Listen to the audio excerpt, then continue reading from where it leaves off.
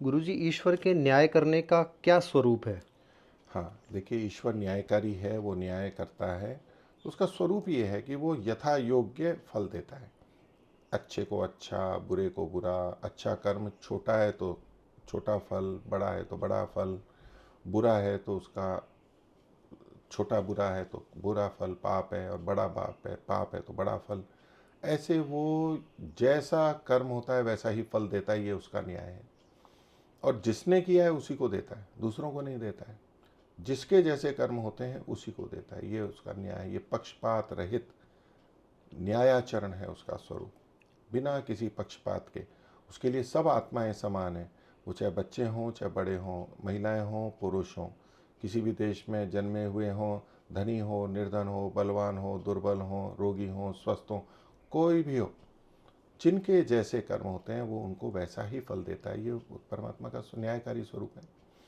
और जो परमात्मा फल देता है उसको सब पता है, कहीं छोड़ता नहीं है उसको। जब जैसा कर्म का फल योग्य होता है वैसा देता है। सब कर्मों के फल एक साथ दे ही नहीं सकते, कुछ का भी देता है, कुछ का बाद में देता है, ऐसे करता है। और जो हमारे पाप और पुण्य हैं, सभी मनुष्य पाप और पुण्य दोनों करते हैं। तो जो जब पुण्य अधिक होते हैं तो मनुष्य शरीर मिलता है, पाप पुण्य बराबर होते हैं तो भी मनुष्य शरीर मिलता है, और उसके अनुसार भी न्यूनाधिकता होती है। फिर हमारे वर्तमान के कर्मों का भी फल देता है, अगले जन्मों में भी देता है और इस जन्म में भी देता है।